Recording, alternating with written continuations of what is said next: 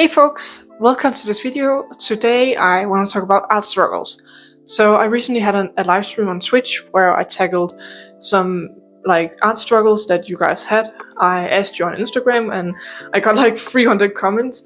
So I'm not gonna go through all 300 comments. I'm gonna pick around 10 questions. I did 25 on the live stream, but for this video I'm just gonna pick 10 that I feel like are some major ones. And just before we jump right into the video, I just want to tell you that I have merch now. I partnered up with a website called Little Green Pigeon. It's a pigeon sanctuary located in the UK.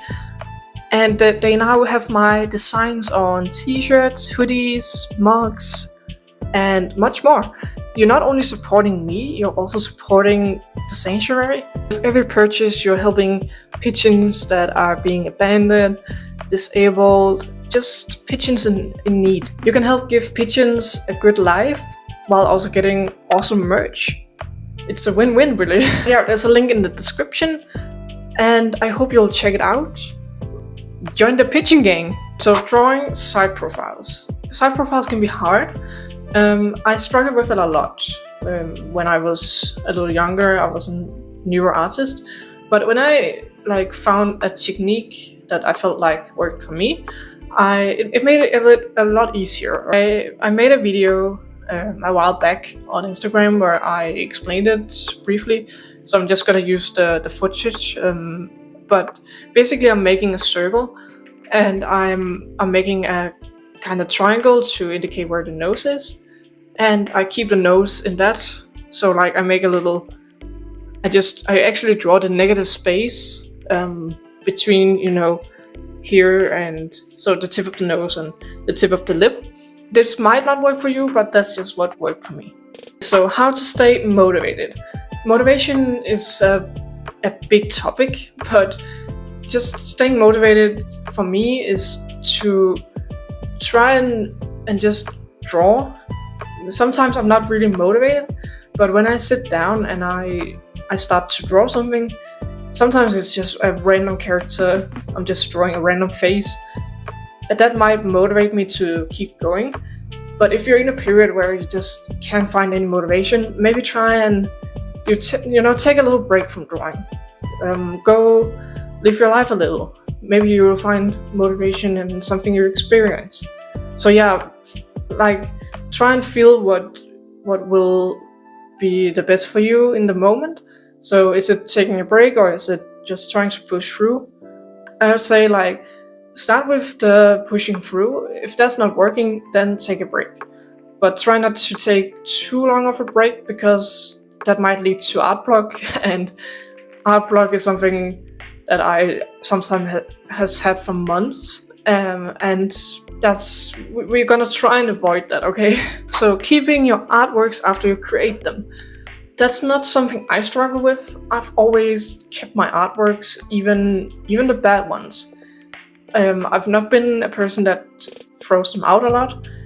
I might not have posted if I didn't like the outcome, but I always try to finish artworks, because I feel like it's better to finish something, even though you might not feel like it's good, but finishing it just helps you learn and helps you, take a look at it and maybe figure out what to improve next time. Yeah, just never throw out your artwork. You can always just save it for a year in the future, and you can pull it up and see how far you've come. So line art looking a little stiff or not as fluent as your sketch. I'm not a person that prefers making line art. I'm more of just keeping the sketch and refining it. So yeah, sometimes if I feel like the sketch is clean enough, I might just clean it up a little bit and just use the sketch as my line layer. Because I'm not a huge fan of really thick, clean line art. That's good for some styles. If that's your style, then go for that. But my style is more sketchy, more loose. So I just like to keep my sketch and Sometimes I like to create a line art layer, but it's not really a line art layer. It's more like just a layer above the sketch where I do draw over it, but I'm still using the same brush as I used for the sketch. But this is just a way to get it to look a little bit more clean, but still it's not quite like line art. Okay, so finishing large projects can be tricky because I recently started working on an animated short. I'm attempting to have it to be around 5 to 10 minutes, but creating an animated short all by myself is quite huge. It will probably take me around at least a year, I think, if not more. It is kind of overwhelming, and sometimes I feel like I can't do it, but I just try to think about it like, okay, I'll just focus on this concept drawing for today, or I'm just gonna focus on this design. I'm just gonna focus on making, like storyboarding this one scene. Just keeping it in like small portions, and also take a break from it sometimes. I try to take breaks from it, just drawing something else so I don't get, tired of the project or just burnt out. If you're working for like a studio where you have a deadline, well, you have to make the deadline. But if it's a personal project like mine, you can don't set a really tight schedule for you. I haven't planned when it's gonna be done. It's done when it's done. Okay, so if you're someone that struggles with drawing without a reference, please don't be ashamed of using references. References is good. I still use references. I use references a lot. I try to say references again, damn. I don't know why people have like such a bad thought about references. I try to, like, when I use a reference, I try to maybe only use the pose if it's like a picture of a human or something. I'm trying to not draw exactly like the reference. I'm trying to just use bits from it. I think that helps with keeping it original but still using reference. And also when you've built a visual library in your brain, it gets easier to just draw something from imagination. I could not for the life of me draw a full pose just from imagination. Just a few years ago actually. But the more you practice and the more you use references, the more you'll be able to just draw from your imagination.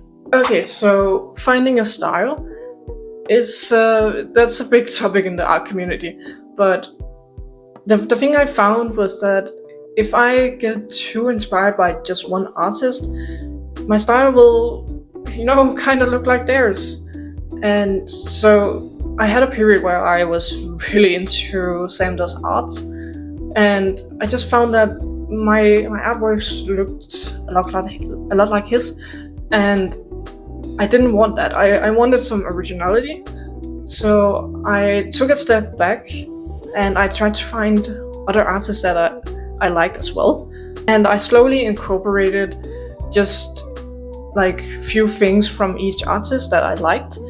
Like maybe I liked how one artist did the eyes, and I liked the texture another artist had, and just combined them.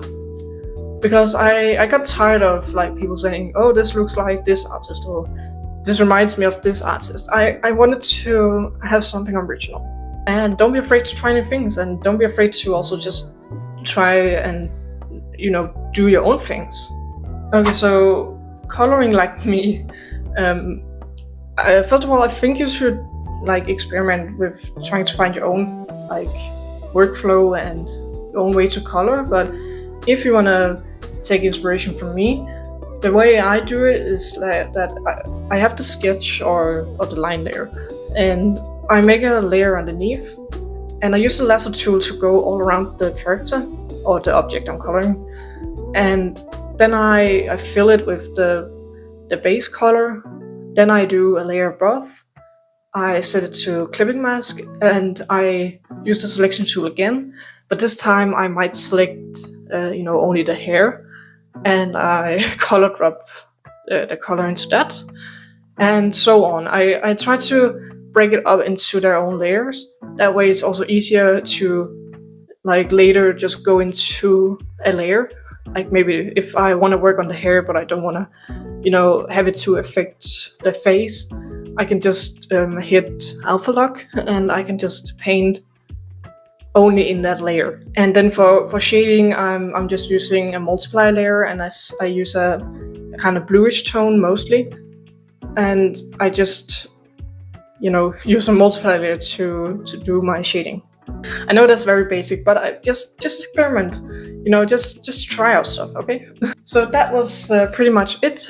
I know I didn't cover all your questions, but I might do a second part in the future. I hope my advice were helpful to you, some of you guys. I have a little announcement I just hope you want to listen to before you go. I'm now streaming on YouTube instead of Twitch. I streamed a little bit on Twitch the past few weeks, but I saw a video about streaming on YouTube and I just feel like it might be better for me. So yeah, I'm gonna try and stream on YouTube now. And you can check out my schedule and just see if you can catch me live sometimes. I'm gonna work on Doflab most of the live streams. I will also have live streams where I do other stuff, but it's always art.